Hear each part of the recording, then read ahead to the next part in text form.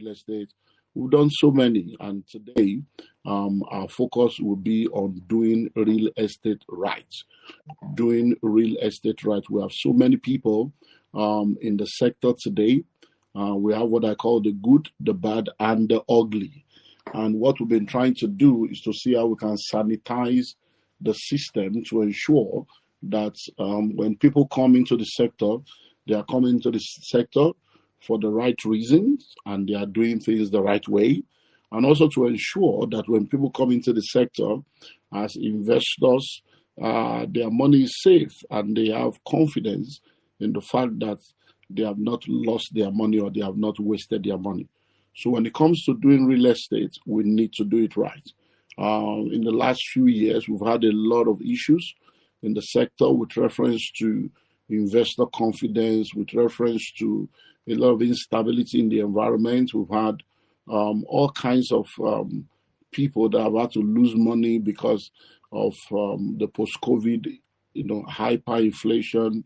A lot of developers have not been able to deliver on their promises, some as a result of lack of proper planning, some as a result of diversion of funds, and for many, just simply life happening to them as a result of the hyperinflation that has happened in the country and the way things have gone in the sector. A lot of people have also faced a lot of losses with reference to some, inconsistencies in the policies of the government and some, gaps in the application of some of the plans of the government. So we've had a lot of demolitions, we've had lots of revocations, all kinds of stuff have happened. And then we've also had a lot of real estate companies being called out because they've not been able to deliver on their promises. And it's been so many messy things happening in the sector. But real estate can be done right because we have lots of people that are doing it right. And in the midst of all the different stories that we've heard, we have a lot of positive testimonies of people that are doing real estate very, very well. And they are delivering on their promises. They are meeting the needs of their customers. Investors are happy with them. And there's so much that can still be done in the sector, which is why I believe that our session today will help to educate people. And one of the reasons why I'm bringing on these two people to join me is because I believe that they have a major contribution to help us put sanity in the system. For instance, Confidence has been involved in real estate, and I've watched what she's done, I've followed what she's done, and I know that she's out there trying to ensure that things are done right. And that's why I feel that as someone that has been in that area, trying to ensure that people do things right, trying to ensure that she helps investors to get their money's worth, then she should be able to come on board and help us also share our story, share our journey, and help people know how to do things right. And then Folajomi is someone that I also started following recently. I saw some of the contents he put out there, and I've seen that he's also very consistent about ensuring that when it comes to construction, when it comes to building, when it comes to real estate, people do things right. And that's why I've invited the two of them to join me today. And I'm going to be bringing them on board right now. I don't know if they're in the studio already, so that we can start the journey. And I believe very strongly that one that is joining us today, you will be learning from these two amazing individuals. And together, we'll be able to help you to come into a place where you will be able to now join us in doing things the way it's supposed to be done. I believe in Nigeria. I believe in the possibilities of our great nation. And I believe that everyone in our country can become a testimony of doing things right. Many times people want to, just make mockery of the nation. They want to say negative things about Nigeria, but Nigeria is one of the best countries in the world. No matter how much you try to paint Nigeria black, I believe very strongly that we are privileged to be Nigerians. And if we all play our parts when it comes to doing things right in our country, we can begin to change the narrative. Because evil thrives when good men do nothing. And if you are not part of the solution, you are indirectly part of the problem. So that's what we're going to be looking at today. Then while I'm waiting for them to be brought on board from the back end, admin, please let's bring them on board and let's move on.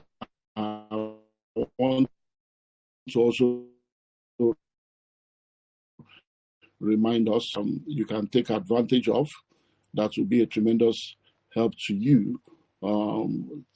In 2003, I started doing a lot of trainings because when I started out in 1997, we did not have too many people that were playing in the sector that could guide and mentor us. So when I started out in 1997, there were many things we did not know. There were many things that we did not understand. And we had to do a lot of trial and error.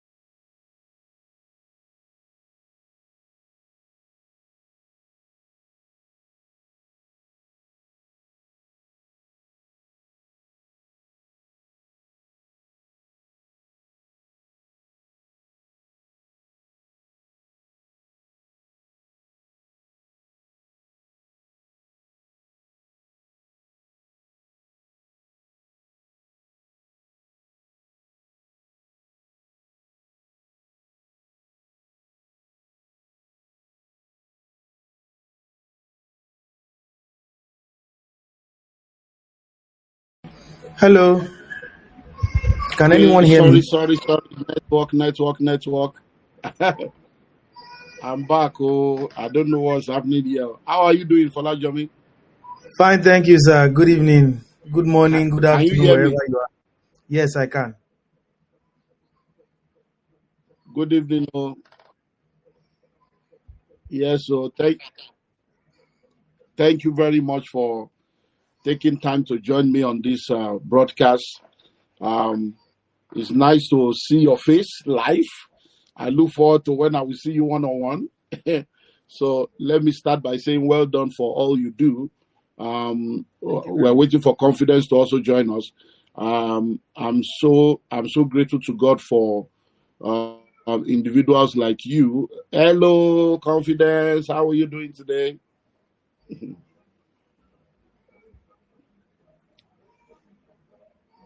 Okay, I can't hear Okay, I'm you. Are fine. you Can you on mute? hear Are you me? muted? Can you hear me? Okay.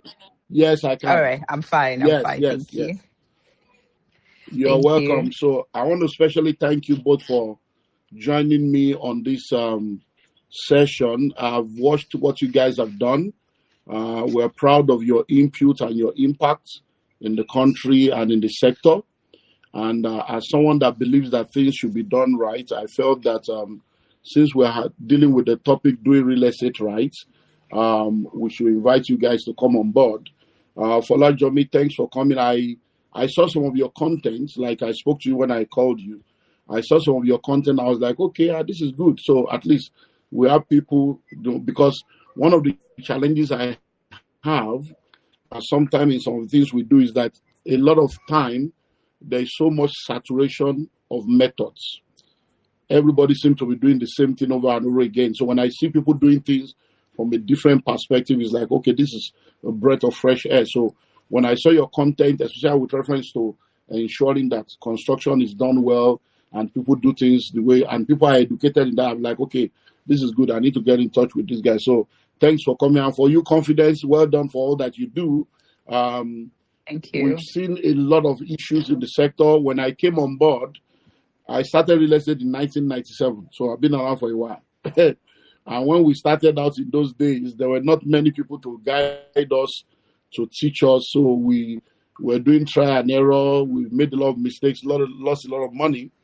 And in 2003, after I was able to get an understanding of the industry, I decided to start training people and equipping people. And that's why majority of the players in the sector right now are people that have trained either directly or indirectly. And in recent times, we've seen a lot of not so good news with reference to developers, with reference to investor, and even with reference to the government. So our focus in this masterclass will be to help use our story, our journey, to just see how we can help people understand why they should do things right.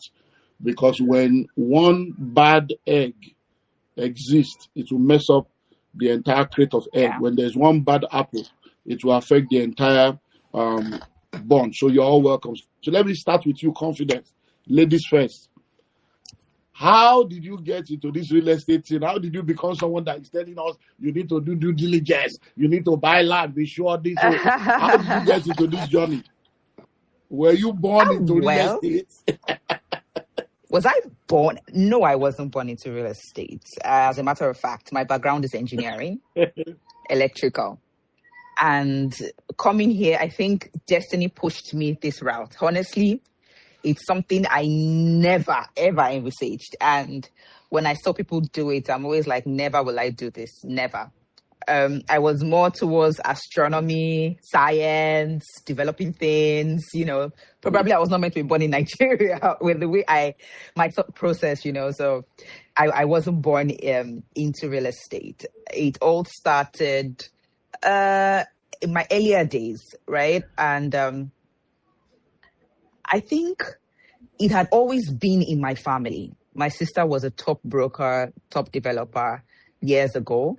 And so I saw how she did things. I mean, years ago, like, I think I was in uni, in my 100 level, 200 level. So I saw all these things and sometimes I assisted her.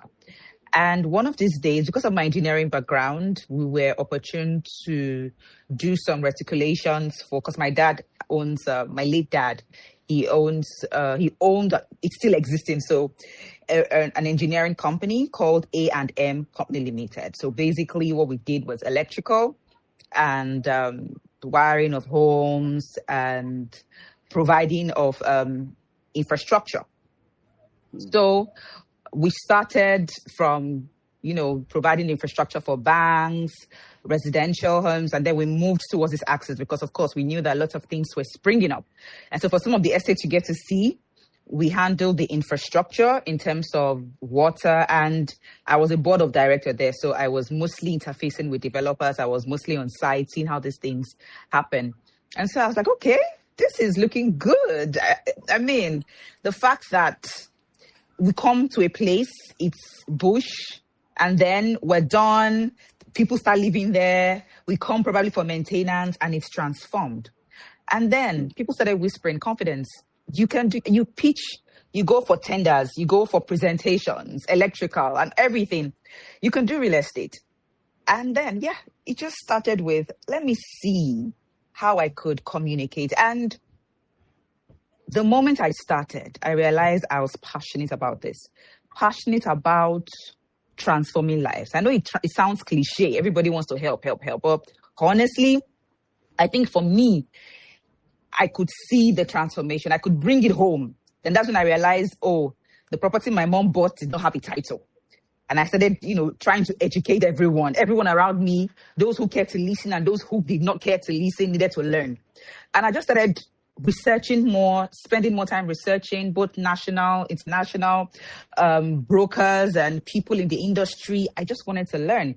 And I would pass the same message across to a lot of people. And I realized there was an information gap in the industry. A lot of people did not know how to go about investing in real estate, the power of real estate. I didn't have the money to buy real estate, but what I had, nobody else had. A lot of people didn't have. And that was information. And that was the drive towards helping. And so I think that was what set me apart. It wasn't about just selling a property. And even when I sold my property as at then, I don't think anybody did selling like the way we did selling. We communicated value more. And so it was just passion from doing construction, doing infrastructure, to wanting to be a part of the whole system, not just coming to put in the infrastructure. How did this be? How do people, buy into this? What was the process? Not just calling me to come put the infrastructure. No, we still do that, but now I'm both in the infrastructure arm and also in the process. So that's how it started, and here we are today. Wow. Well done. Thank you very much, sir.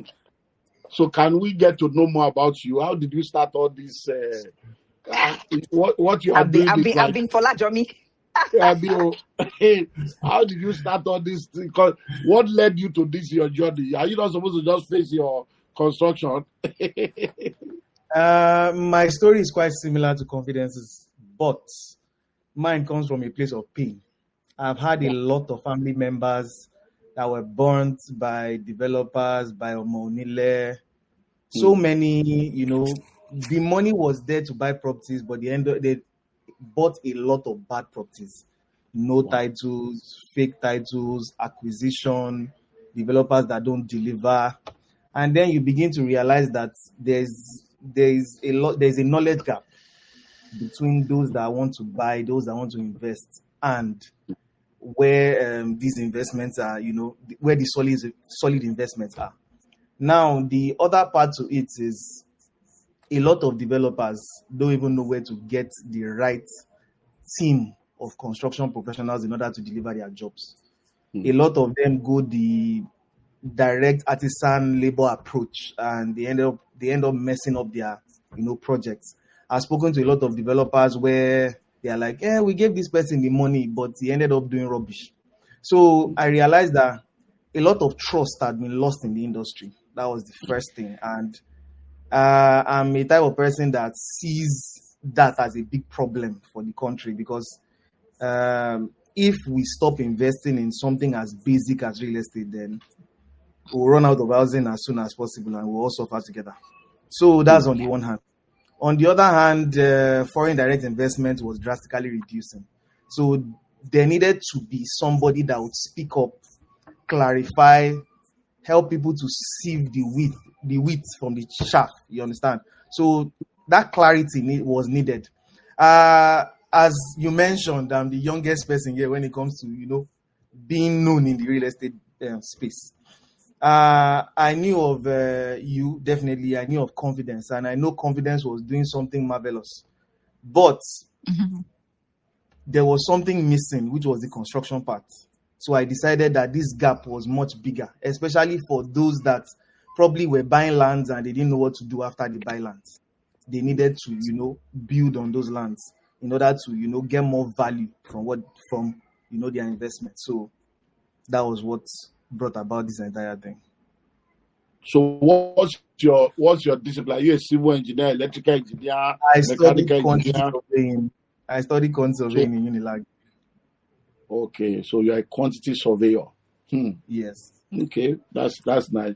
So Confidence, people seem to know you more as a realtor.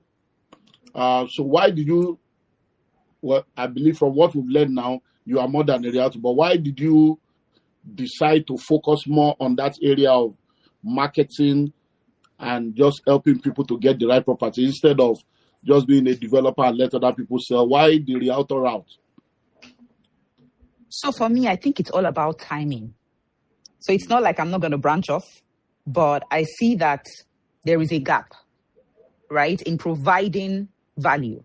If there are so many developers out there, who would bridge that gap?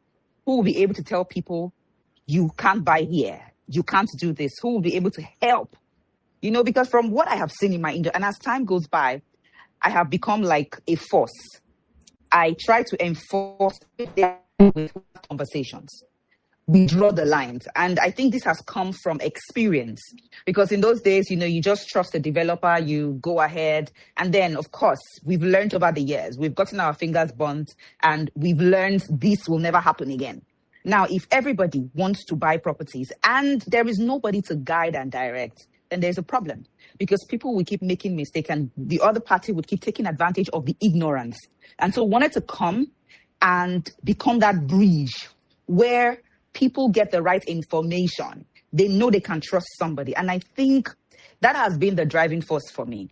It has been one of the most emotional process for me. The fact that I get people who talk to me everywhere I go to, in Singapore, at least I know I've been to Singapore. I got clients, I saw clients who walked up to me in Singapore, in Netherlands. I have videos of people walking up to me. You changed my life. People I've never met before. In Canada, in London, I travel to this place and I hear these people. You made me own a home. You changed the narrative for me. You brought joy to my life. Trust me, that can't be traded for anything. And so I have bridged that gap. We've become an authority where the right things are being done. If you want to deal with us, there are so many brokers out there, but we have terms and conditions. We have policies. And a developer recently said to me, Confidence, why are you so rigid? Did you study in Harvard Business School?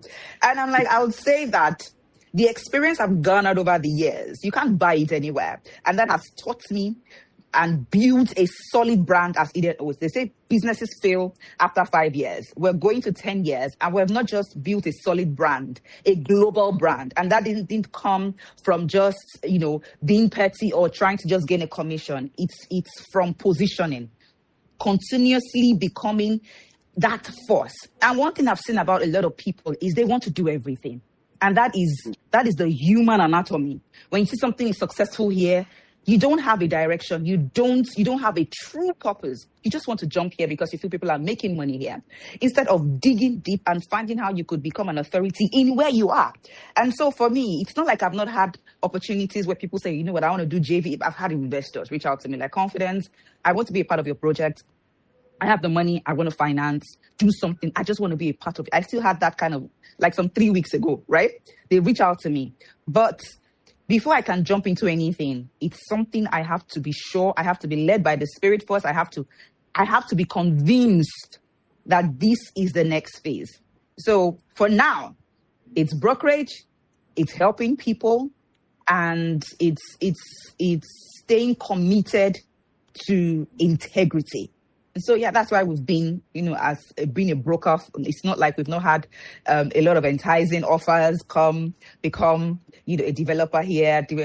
Even if I become a developer right today, I will still sell properties because my property may not be appealing to everybody. And that's the truth about life. You can't satisfy everybody. I think I got to embrace this a long time ago. You can't be everybody's client, right? Or you can't be everybody's broker. And you can't, being a developer too, your property won't appeal to everybody. So I will still be a broker because I have built a brand that's sitting on the rock called integrity and trust. So I really would not leave that aspect of real estate. So let me stay with you a little, because so now what we're talking about doing real estate, right? So what do you think that a lot of realtors and brokers are doing wrong? Do you think it's because many of them are desperate, so they just want to sell, collect commission and go? Or do you think they don't even know better?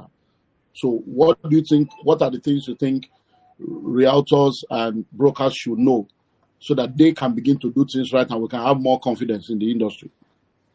So doing real estate as a broker, doing it right, it goes beyond just wanting to sell. Majority of people came into the industry because there was a lot of money to be made, right?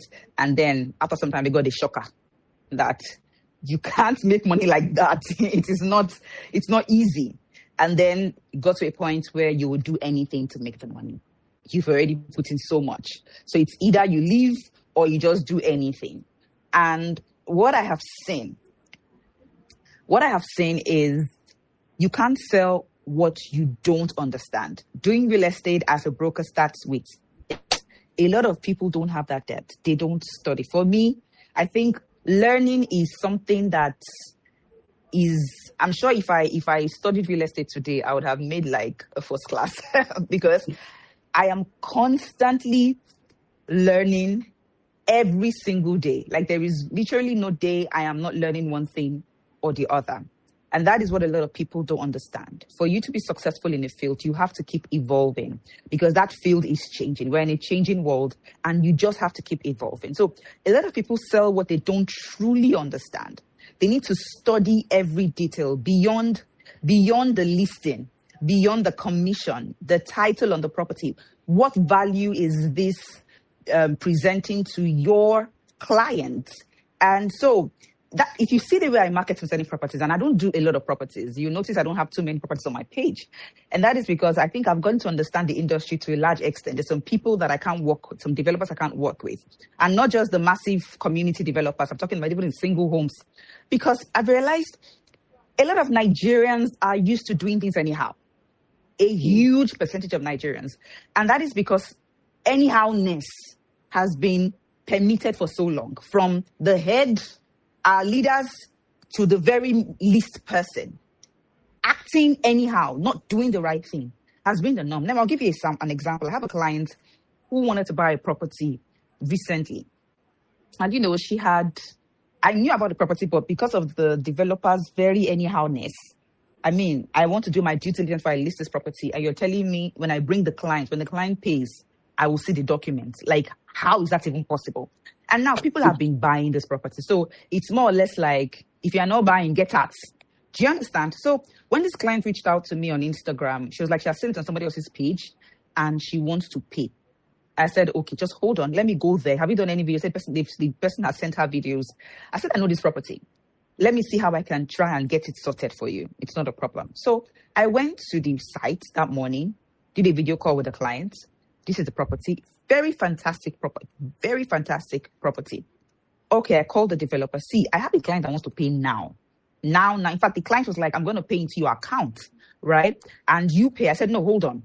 I told him I have a client that wants to pay now. Send me the documents. Let me do my due diligence. Send me the approvals, everything. And this man just said, he sent me just the number, the consent number. I said, okay, approval documents and call. He said, see, I should not disturb him.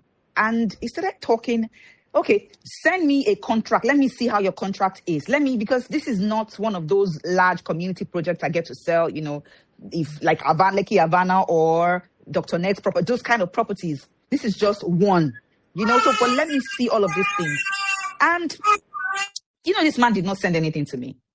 And I just told this client, see, as much as the commission and all that, I will not advise. I'm serious. He didn't send it to me. He was just going back. People have been buying, and true to his words, people have been buying. Agents have been selling. As a matter of fact, if you go online, almost every agent is selling that property. And it's like people are buying, they don't ask for all of these things. I should use that contact number to find out. So what about the building approval, your permits? So many things. He didn't provide anything. And told his client, see, fantastic property, great location. It has potential, but I can't advise you to go ahead. Except you want to go, that's fine. But for me, I can't advise you to go. How many realtors would do that?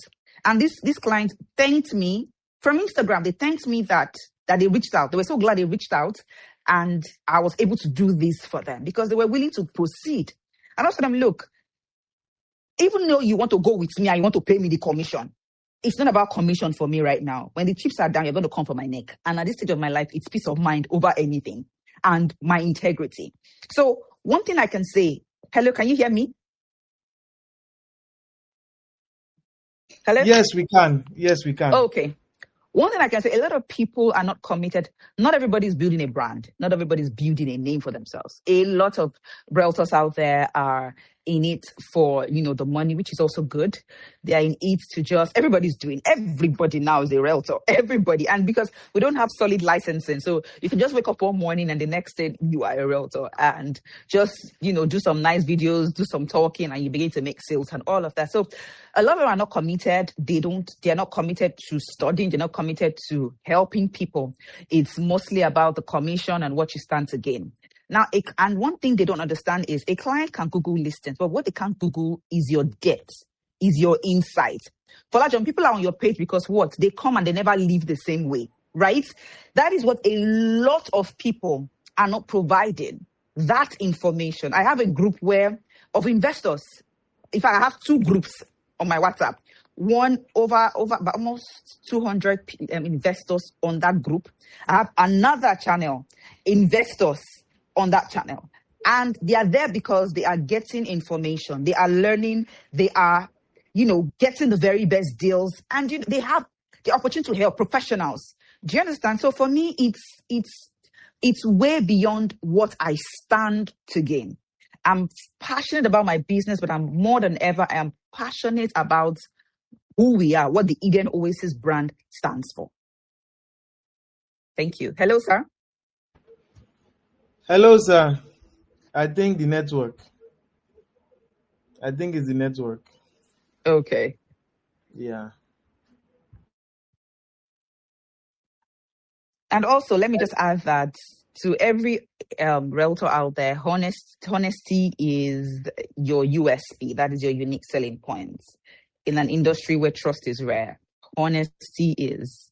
I don't think we are the biggest brokerage firm that attends to the diaspora market. I don't think anybody actually has the clientele that we have when it comes to the diaspora market. And this is only one thing. People have been trying to play in the same diaspora space, but one thing stands.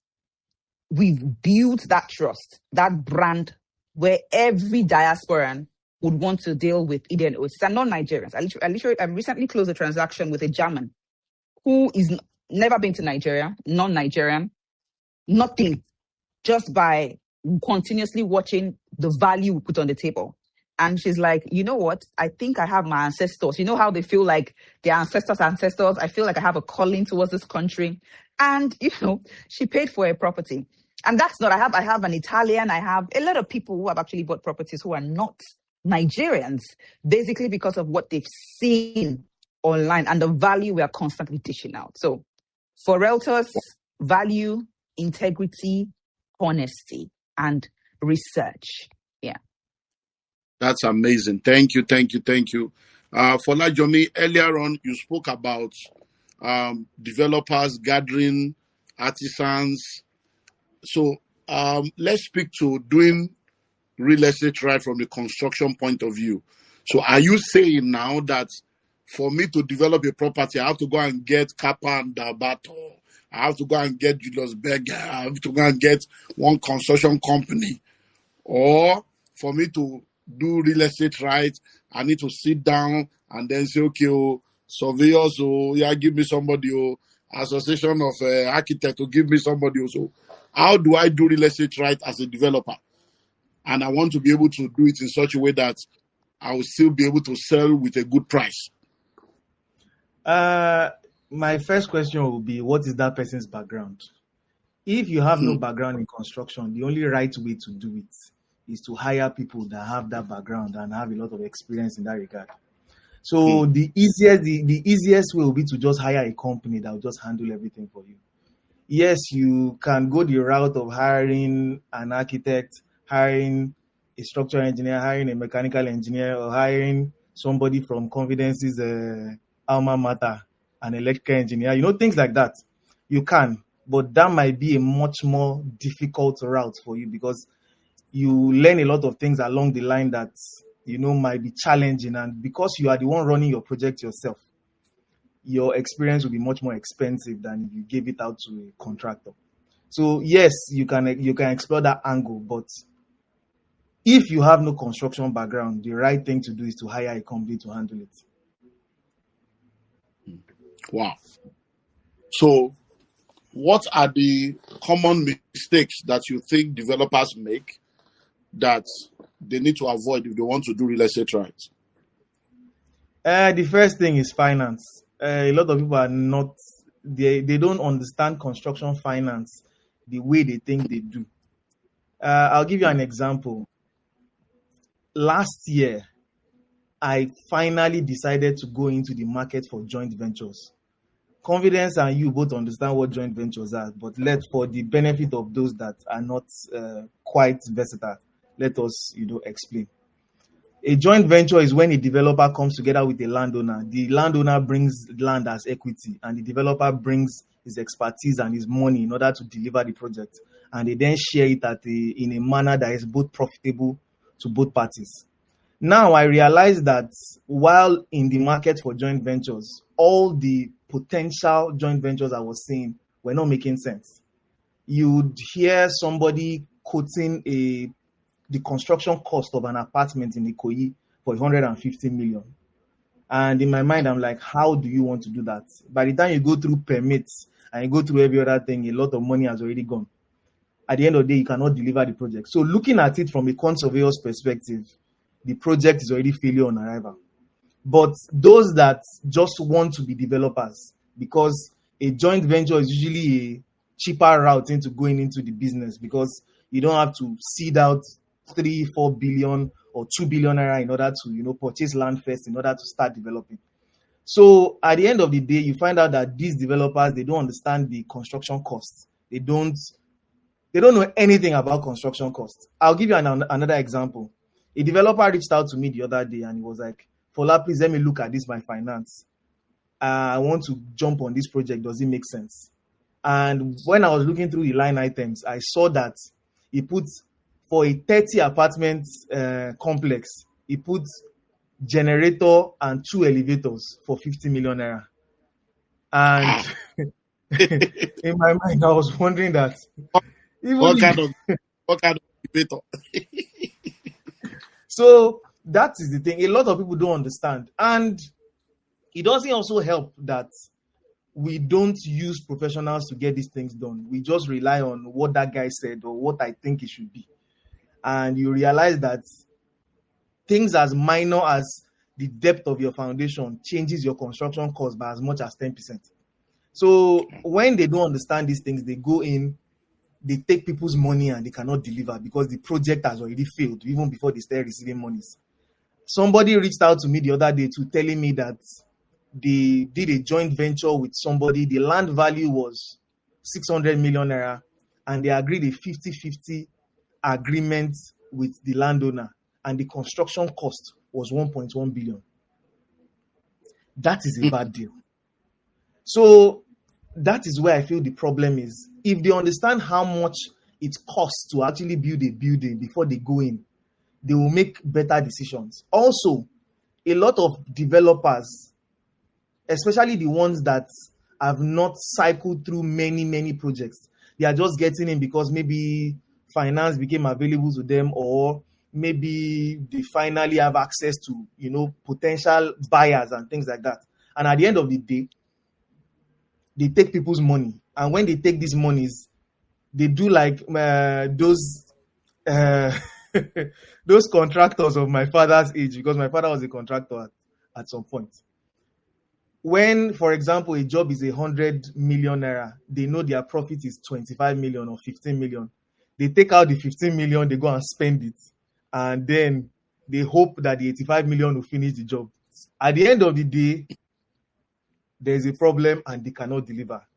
The thing a lot of developers that are inexperienced or don't understand the game as much don't realize is that your profit was already set the day you decided to start marketing that project.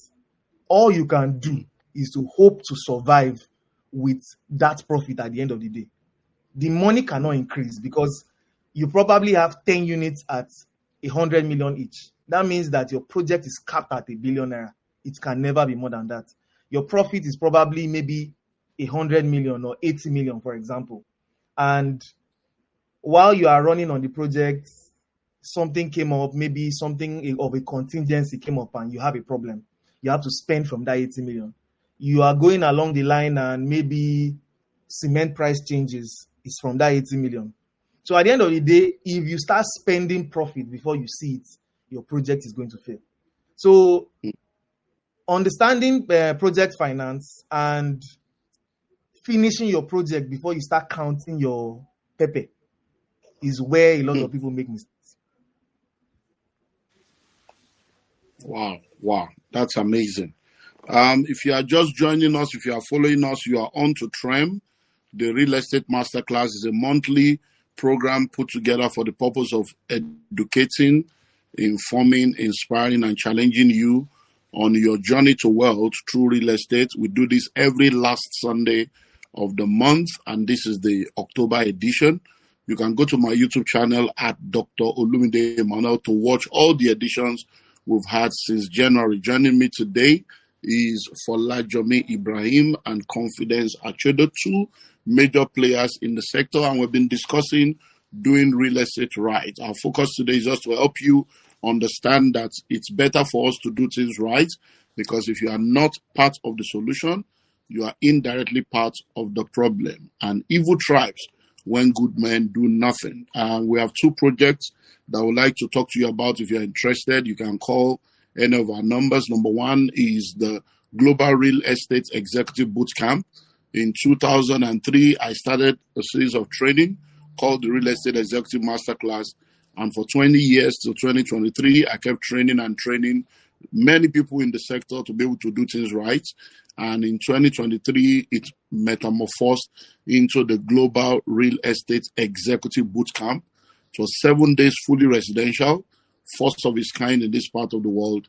And we had lots of people that have been trained and equipped to be able to do real estate and understand real estate. In the year 2026, from the 5th to the 12th of July, we will be doing the same thing again, 7 days fully residential at the Sheraton Hotel, Lagos, Nigeria. So from Sunday the 5th to Sunday the 12th, 7 days fully residential.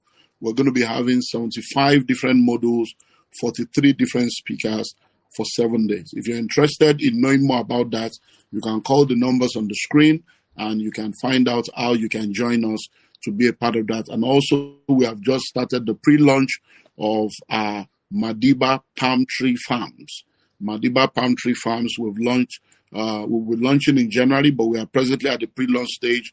We've acquired 2,000 hectares of land, 1,000 hectares in Ewekoro and 1,000 hectares in Obafemi Owode. These are two locations where we're having our palm tree farm. So if you're interested in knowing more about that and how you can plug in, you can also contact us and the office will be able to help you know how you can be a part of that. So now, let's look at, I say this, so I don't want us to look at it from that angle. I say this over and over again, that you can do everything right and still be wrong. Because in the world that we live in, there are a lot of factors that are beyond your control. So, for confidence, have you ever had an experience or seen anyone in the industry that actually did everything right, but things still went bad, not because of their own doing? Have you ever had that experience? Have I had that experience? Or do you know of anyone that they did all their due diligence, they did everything, all the documents intact, everything, and then somehow So from what I have seen, yeah, there is something they must have omitted, right? Okay. There is something they must have omitted. Something minute. From the ones, let me give you an example. There was a property we were going to buy. And because I'm an investor also, so it's not just, we're not just selling, we're not just showing people the path, the right path. There's a property we're going to buy. Fantastic property. I have, to tell you how crazy I am about due diligence, I have 4 surveyors. Now, one is my main surveyor. The other one's just, I don't trust one person. They all vet everything, and they don't just take the title documents. They go to the site and all. Now, I do this for a lot of my projects that anybody tells me to come on board. I do all that, due diligence. So we're going to acquire this property and everything was good. There was no issue. Everything was good. And then we tried to leverage our relationship with, the permanent secretary and some other people out there. Even the permanent, when he saw the documents, he saw it's good. But by the time they brought the document just to check again, the one they have inside one corner, we saw there was a lane, Interpol, just saw a lot of things on the document. And even my lawyer, I have 2 lawyers, I have 4 surveyors, everybody came back with this property being good. We would have gone into a dispute because what I was hearing was, okay, it's a family issue, there's a lot of fights. What is my business? I just want to buy a property. I don't want to pay for a property and then somebody will tell me this is our family's property. Do you understand? But guess what? This was not there. Not at all. It was not at the ministry, not at all. So yeah, I could have said I did everything right. If I had bought the property, I did everything right. But guess what? I still missed out something. And sadly, this is a fault of the people there, because this should not be something that is inside one corner. This is something that is meant to be visible. So if I don't have that relationship, if it was another person, do you understand? The person would have, as a matter of fact, somebody else has paid for the property. Somebody else has paid for it. Who must have done his due diligence by going to allow us to search and then the property coming out right? Because I sanctioned my lawyers. They were like, Confidence, there is nothing. This is a clean property. And even the permanent secretary said, yes, this is clean. But with this issue, don't buy. And that was his word. And so from all I have seen, there's always something slight. I'll give you another example. There was a project people were marketing. Fantastic project.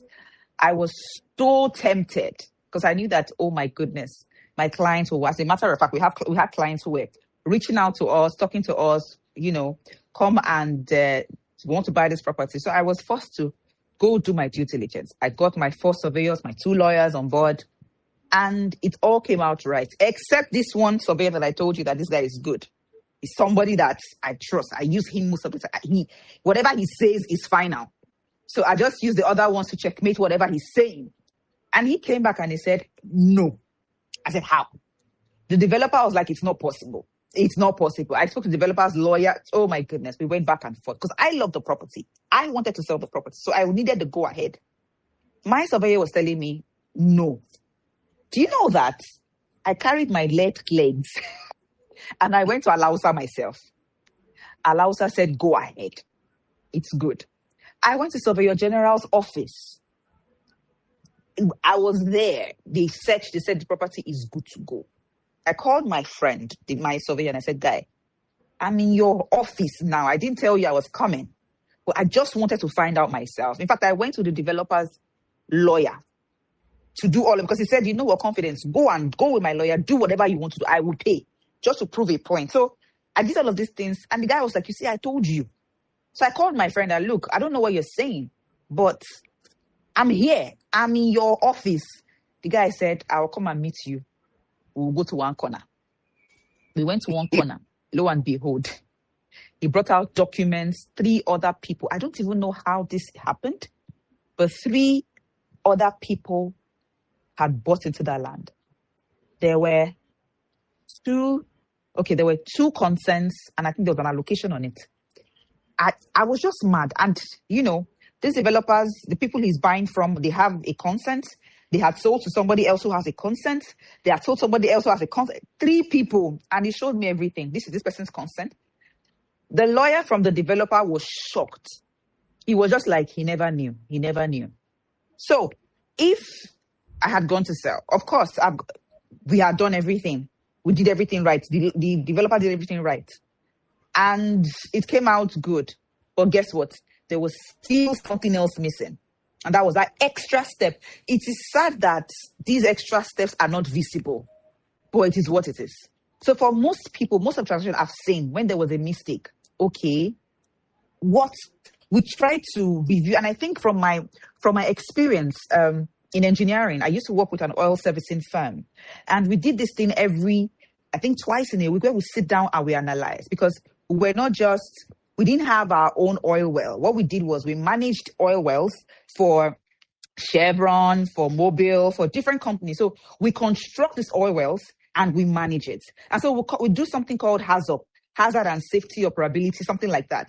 So we check, okay, if this could happen, because being in oil, any small thing, there's explosion. So you have to always check. This is this. If you close this valve, if you do this, what will happen? We constantly reevaluate every single thing. So I think that just came to me. When something goes wrong, I don't just go and say, we did everything right, and this is what happened. I begin to state, okay, what if we had done this? What if we had done this? And so for every time there was something that went bad, I go back and I see to develop. I'm like, did you do this? Did you do this? And then I realized there was just something, anything missing. It may not have been visible, but it was missing. So I can't say that every developer, over the years I've done real estate, not one person has been able to tell me I did everything right and it still went bad. There was just one thing, one slide. I was talking to someone last week, evident that this person did everything that needs to be done. But there was just, I can't sit down like, did you do this one? Like, but I paid for this something, we had done it. I'm like, just this one thing. You did everything you thought was right. In the eyes of the public. But you see this backyard, because we know the country we are working with. We know the country we are in. Everything may not be clear. The more you look, the less you see. It may not be clear. So you just have to take that extra step. Extra step to ensure that you are dotting the I's. If you need to dot the I's twice, you dot it, you cross the T. So I really can't say I've had a situation or a scenario whereby everything was done. It is a sad reality that you think you've done it right. Look at the one we're just about to buy. Everything was good. Fantastic. I don't think anything like that really exists in Lagos. Fantastic project. But there was an issue which was not out there. It was hidden. So if I had gotten that property, and then probably I want to sell to some people, what would happen?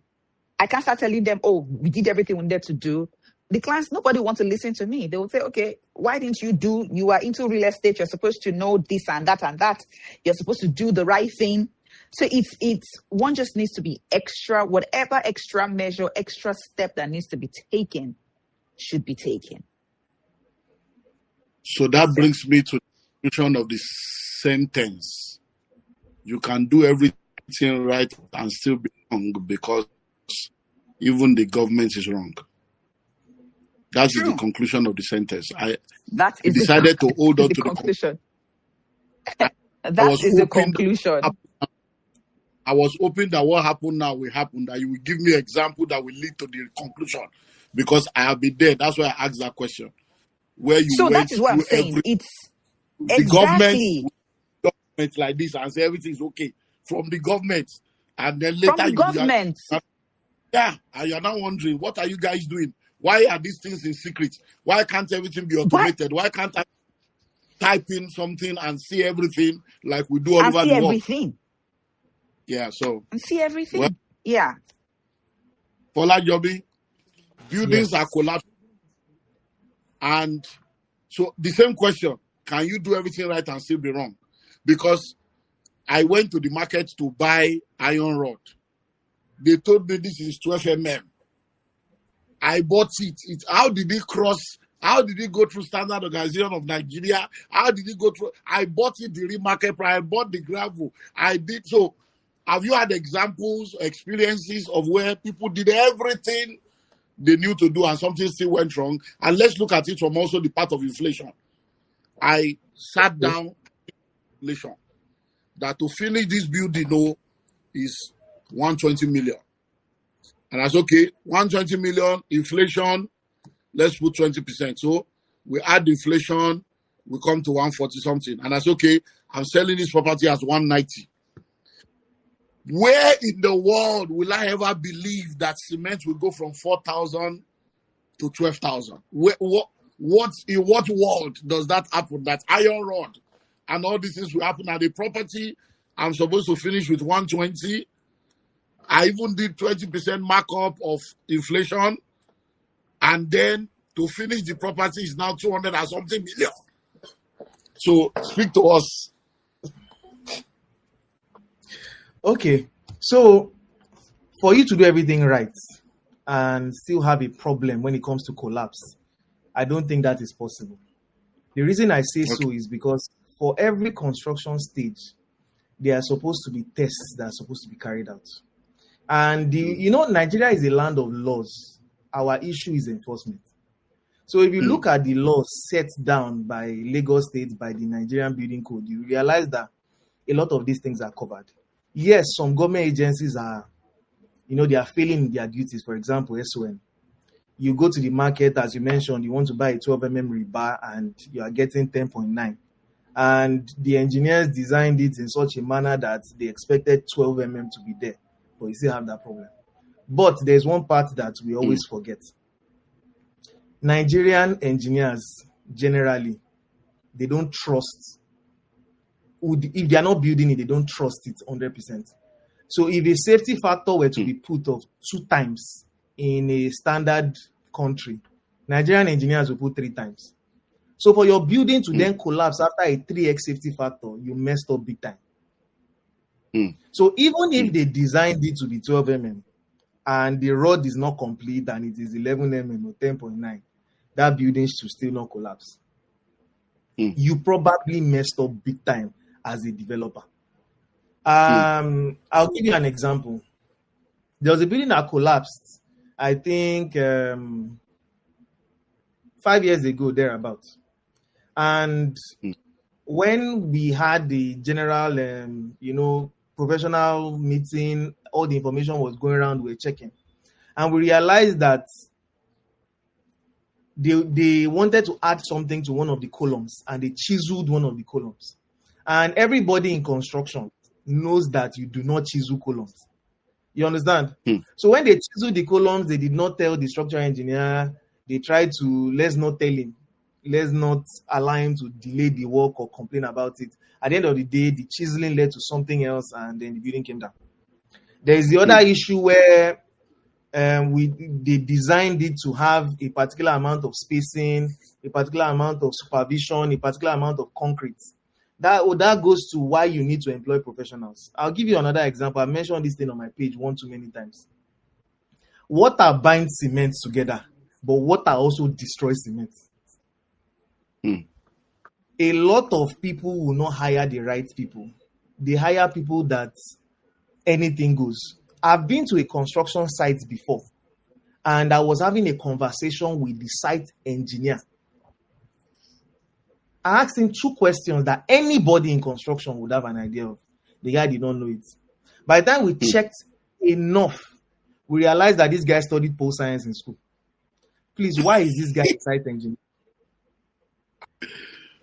So He's there for politics. Anyhowness, as Confidence mentioned, is what happens in Nigeria. It started out as a hobby, and quackery just continued from there. And it is not so. If you hire the right people, this problem should not occur. And that is why I feel like if my own mission is to educate everybody to the point that you'll be able to see somebody, and yourself as a layman will be able to know whether this guy is an idiot or is an engineer or is a construction professional.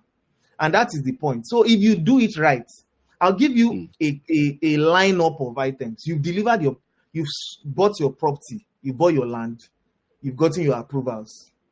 Now you want to start constructing. You don't sack your architect. You don't sack your structural engineer. You don't sack your mechanical and electrical engineer. They are still supposed to checkmate whatever is going on site. Then you hire a contractor, a builder, somebody that has construction experience, and you put them on site. They are the ones that hire the artisans. You understand?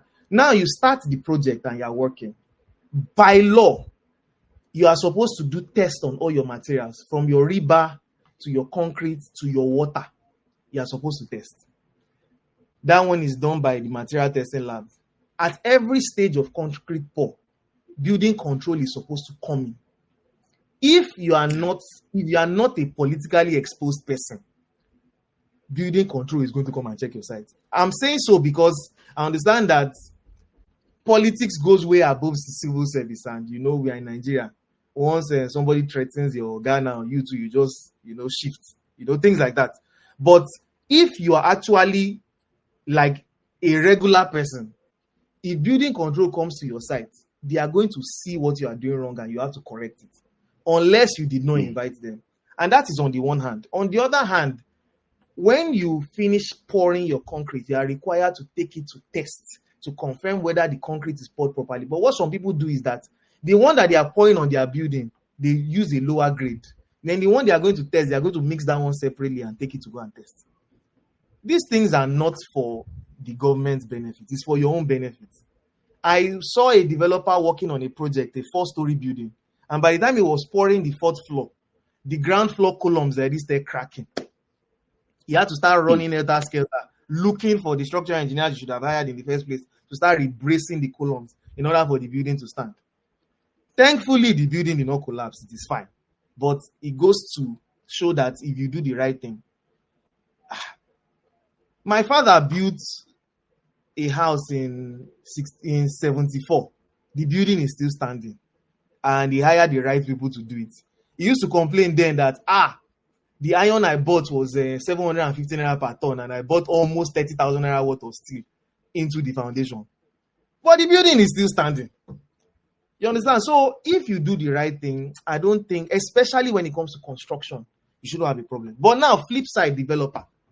When there was going to be a change in power, because I have some experience in the industry, I know that when there is a change in power, the naira devalues. So as a developer, I prepared for the dollar to hit 850 naira. I think then dollar was like 350. So that was how I priced my project. But lo and behold, dollar entered 2,000 naira.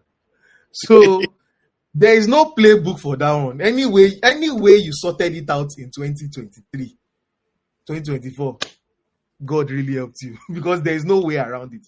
We had seminars in the construction industry on how to battle it.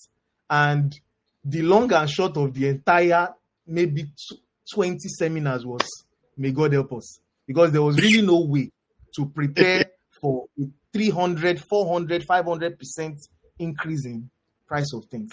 So crazy. Maybe I should hear from Confidence. Your clients, your developers, how were you able to sort it out?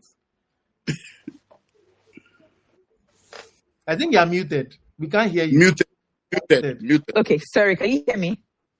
Yeah. Can you hear me? So I think the thing is human beings are not animals, even though we have some people who try to act like wild animals, right? But communication. The thing is, whatever happened is not just to a particular sector. The entire industry globally, they experienced it. And where a lot of developers lacked was in communication. This is an issue. If you had communicated with clients, and I think that's what we did. We're constantly communicating with clients. In fact, this week, I'm doing another call. And this is not even because a lot of them, I advise get your refund or this is where we are at. This week, I want to call a lot of people who got refunds and we still maintain that relationship. And I told them, look, it's not possible. From my own perspective, I don't think they can deliver this house. If they're going to deliver, then they will have to cut corners. But I've not heard from the developer. I'm just giving you my point of view with the way things have increased. But these developers kept saying, don't worry, we'll deliver. And here we are. Delivery is not possible. And to those who said, okay, we're going to ask for more money, I said, go ahead with all pleasure. Ask. I will know how to talk to my people. Because the thing is communication. Yeah, we can have some very stubborn people who just want to prove a point. But this is it. This is the reality of things. This is where we are at. It's either it's not like you're trying to steal their money. It's obvious, So the moment you're able to lay all the cards on the table, people are willing. And I had a lot more willing clients, a whole lot more willing clients than even the ones. In fact, there's one, Seth, that requested for 70%. And this is after I had spoken to the developer. He told the client to bring 70%. Guess what? My clients, I sat down with my clients. What is the way forward? And thank God I just have a few people who did not, those were good, they were doing like a longer plan, who did not get their homes. About 5 of them or 6. I had calls with them. I said, what's the way forward? Do you want to get a refund or do you want to pay 70%? And they're like, okay, we'll pay the 70%. So obviously, if this communication had been made earlier, because even that 70%, the way I'm looking at it, 70% may not even be enough. So I'm even telling this client that, look, I don't want us to waste time. Let's just fight for your refund. But the company says 70%. I'm looking at it from my own realistic point of view. But what I'm trying to say is, if this had been communicated earlier, inflation hits, let's swing to action. This is where we are at. Or worst case scenario, there was one that reached out to clients in January this year and said, look, everybody's paying 30%. And it was a payment plan project. And a lot of clients' payments were meant to end by December this year. And said, if you don't get my payments, if you are not able to complete your payment by latest February ending, you're going to pay 30%. I rallied on my clients, spoke to them, and I made them understand, look, this is the situation of things. I don't want you to lose this property. But you can see we've hit milestones, but this is where we are at. Guess what? A whole lot of the clients just started looking for money to pay. And now this bulk money was able to get this developer to push the project we're handing over in December. So it has to do with communication. We've been able to, I think one of the things we invested in was having a team of communication experts, CRM specialists, people who understand this part of real estate, which a lot of people don't. Even developing companies, a lot of them don't. And that is the thing. For developers, I think they should understand, they should be realtors first.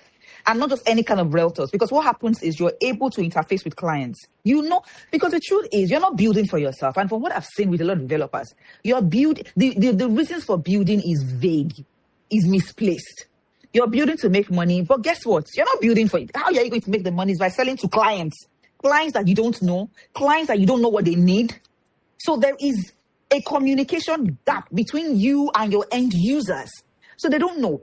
For us, we understand what the clients need. We understand this market. We're able to talk to them. And so we can also bring their information to you, the developer. So we were able to talk to them. We were able to calm their nerves and constantly, talking. This is where we are at. At a point, I got some developers. Oh, yeah, sit down, come and do video. I won't send to my client. I didn't post it out there because that is my effort for my own clients. And I got this, do a video, talk about where we are at. What is the issue? I got these videos and I sent it to my clients. So these clients are aware. These are not things that I discussed or I posted out there because this is my own strategy, right? And I got them to address the issue. This is where we are at. We've not been able to this. We've not been able to that. But we are here and we would need your help to move. And the thing is, human beings are very emotional. When they see that you are calm, you are really in trouble, they become very empathetic. They want to help. It's not you, that's why you're buying the best cars. That's the thing. In this so-called, that's why it's so hard to defend from certain people. In this so-called inflation, people are still buying the best cars.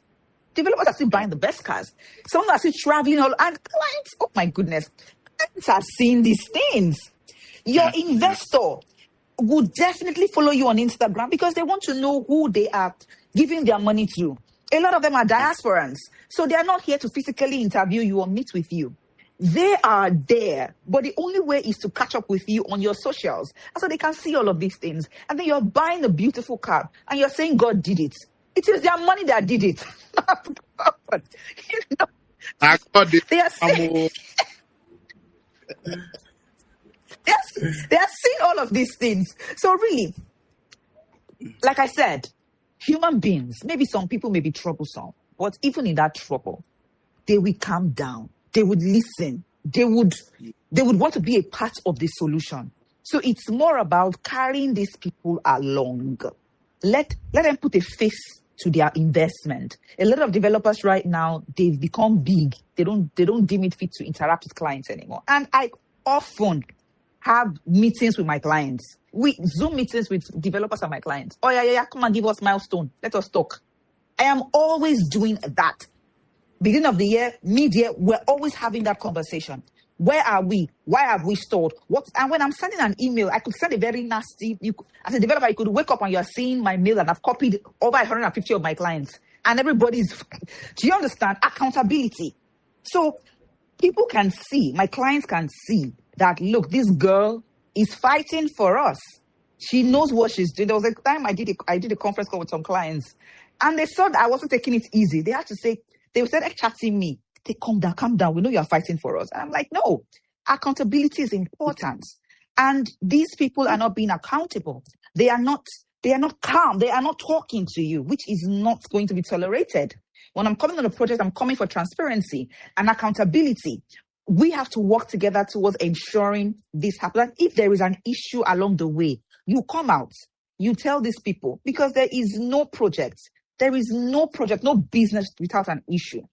How you address it is how you communicate with your end user. Wow. Olajomi, Yes. We've hit this, and it seems like we would have to request for more money because this. And let them know what you've done so far. We've done this, and when we hit this is what happened. Cement went from this to this. When we did this, and they can see that as since over a year ago that they gave you money, the property is not still on foundation. They can see that it has moved because that's money and stories. Communicate with these people. You're not able to communicate. You said I've not really had issues with the ones I had issues with. I said, don't worry. Two of us will go to the developer's office. We'll go and fight it. And we went together. So it wasn't even me they were having issues with. It was more the developer. And we found a common ground towards bringing a solution to the problem. So I think the bottom line is communication. Okay. Thank you. Let's begin to wrap up now. Now, Olajomi, fake products. How do you advise us to go about this? Fake product. And then artisans. I can't hear you. You can't hear me? Olajomi, can you hear me? Yes.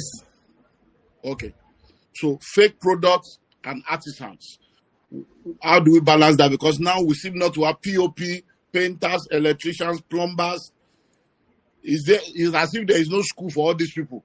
And you have to go to Cotonou, go to Ghana, go to Togo. So what do you have to say about that? How can we do things right in that area of artisans? Then fake products. Even when you go to China, there is British standard, there is Thailand standard, there is China standard. So speak to those two areas. As for fake products, it's still a battle, a uphill battle that we are hoping to win. We had an issue on our project where our tank is on our building was leaking. And that came about because the manufacturer that sold the product to us, the one that he sold to us that we tested was okay. But apparently he sold us one that had been expired and repackaged. So by the time we used it, the efficacy of the waterproof had failed. So we ended up having to spend maybe times 6 the amount we should have spent in order to fix that problem.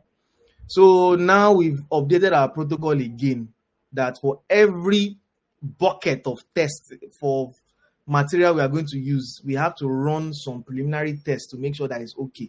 It's like when you crack an egg, maybe you're trying to make a cake and you need like 20 eggs. For every one we crack, we check it to make sure that the egg is not bad before we add it to the batch, basically. When it comes to buying things from China, that one is an entirely big issue on its own. I've gotten my own fair share of being burned when it comes to China. And I just took my, mantra from Nigeria and I went across. If I'm buying something from China now, I use somebody that does checks. So, for example, if I'm buying maybe something from a factory, I have somebody that goes there to confirm that this is what it's supposed to be. I've had an issue where we give our money to Chinese manufacturer. And when we give them, it was a small factory. And we sent money to the manufacturer. This guy closed his account and ran away. It was really bad. When we called the police was involved. This thing dragged for almost 3 weeks. We found out that there was even corruption around there where they postponed the court date to a time where I would have left the country, and it didn't make sense for me to keep getting visas to travel back in order to sort the matter. So at the end of the day, we just had to, let go of the money. So, and that goes back to Nigeria as well. You mentioned POP. Yes, that one is a big issue. Even the brand that we've been trusting for the longest time, those ones claimed that it was a bad batch. but it affected us big time. We've had issues with also artisans. During the 2023-2024, price increments, a lot of the workers that are coming from Cotonou, from Togo, they all stopped coming because the rate of Naira to their money, the Central African franc, was not making sense at all. So they did not want to come. A lot of them started branching to Ivory Coast. So we had to bring in some guys from Ekiti, bricklayers. Those guys were terrible. So we've decided in-house that we want to start building, some sort of training program for those that are willing to learn. So we've had a partner in, I think, Kaduna, yes, where they usually go for those trainings first. Then when we see that they are good enough, we send them to Lagos and they come to work for us. But it is generally bad now. Even our carpenters are complaining that they have no new recruits. The electricians are complaining. The other day, one of the electricians' boys stole wire, and it was only God that did not allow him to make prison. I don't even know how he was able to do it. Maybe he's the only person that has ever escaped from my hand before that they stole and they did not end up locked up, as in final. So that issue is actually quite prevalent now, and that is why even as a developer, I try not to scale too much, because when you don't have the hands to deliver this job, you end up looking bad. So that is a general thing. We are sure everybody's facing, and we are trying to.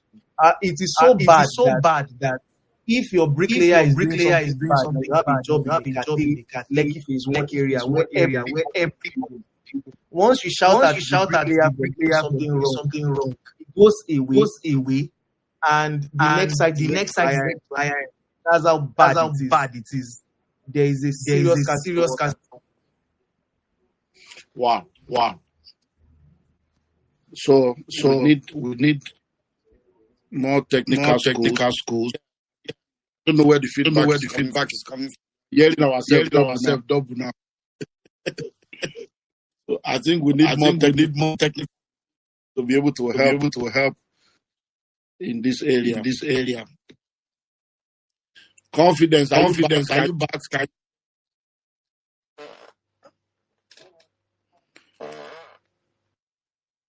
Are you muted?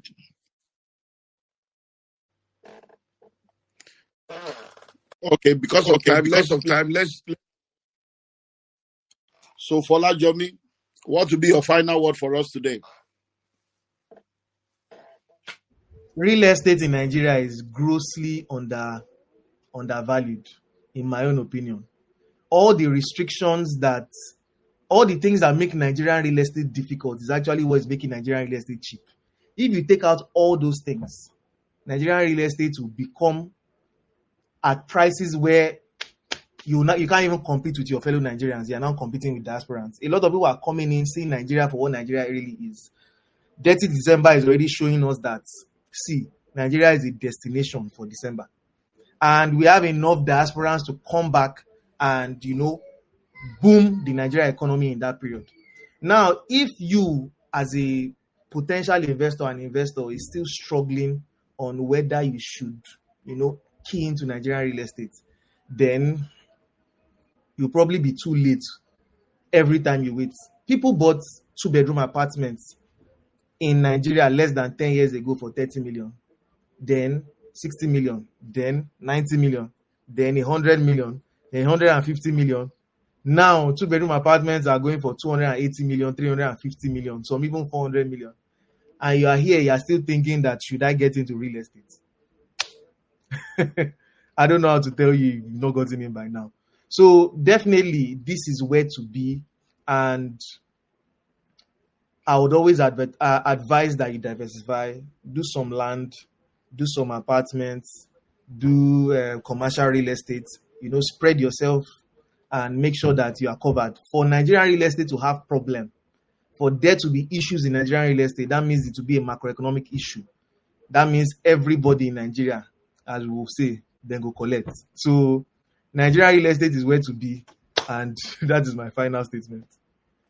Thank you very much for joining me. I really appreciate you, and I'll stay in touch. Confidence, what will be your final word Are you back with us? Okay. While we're waiting for Confidence, Folajomi, thank you for joining us today. I'm going to stay in touch and we're going to speak to us in a live event so that it will not be online, to be physical, live. So thank you. We can release you now. So if you are listening to me, for Confidence to come on board to give us a final word. But there are two opportunities I want to share with you if you are interested. Number one is the Global Real Estate Executive Bootcamp. So for anyone that wants to do real estate and you want to do it right, you want to start your own real estate, or you're already in real estate, you want to grow your own real estate, and you want to do real estate on a global scale, then wherever you are, anywhere in the world, you can come to Nigeria. Those of you that are Nigerians in diaspora and you want to do real estate in Nigeria, you want to have understanding, then you need to be at the Global Real Estate Executive Bootcamp from the 5th to the 12th of July 2026. And you will be glad you did. Now, we have the 2023 edition online. So the Global Real Estate Executive Bootcamp 2023, we had people from about 14 different countries that came, and it was very, very massive. So we can give you access to the 2023 edition so that you can experience it if you cannot come physically. But if you can, book your trip to join us in Nigeria, Sunday the 5th to Sunday the 12th of July, 2026. Venue Sheraton Hotel, Lagos, Nigeria. It's 7 days fully residential. So you land in Nigeria, we'll pick you at the airport, and we'll drop you off at the airport. You go back to your country or wherever you're coming from. People came from 14 countries, so we're expecting people from about 14 or more countries, because most of those that came 3 years ago are coming back again. So if you want to be a part of that, call the numbers on the screen, and let's let you know how you can be a part of that. We have different price ranges, and the final one will be, okay, Confidence. Can you hear me now? Are you back to give us your final word?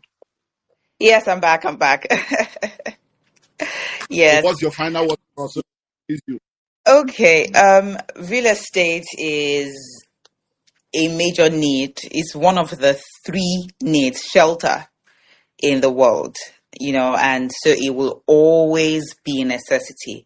It will always be in demand, but doing it right cannot be compromised. So as a realtor, as a developer, I think Nigeria, especially in Lagos, we're getting to a place where the right thing is kind of being enforced, because for so long there was no enforcement. We had laws and there was no enforcement. So right now, some things are being enforced, and we don't want to be on the other side of the books. So as brokers, let's ensure that we are doing the right thing. The cost of not doing the right thing is very expensive, and sometimes it's priceless.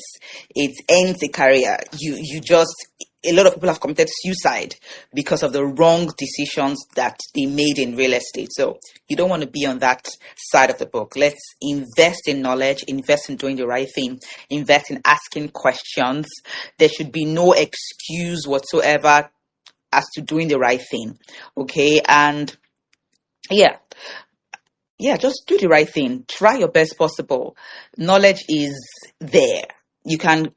Alausa is not to some certain kinds of people. You as an individual can go to Alausa. You can make friends with those people in there. You just find a way to do the right thing, and you will see that the right clients, the right people, because the reason for your business is not charity, is because you want to get the right people and you want to give value and make money, because of course, money is exchange of value. So just invest in the right thing, invest in knowledge, and of course the sky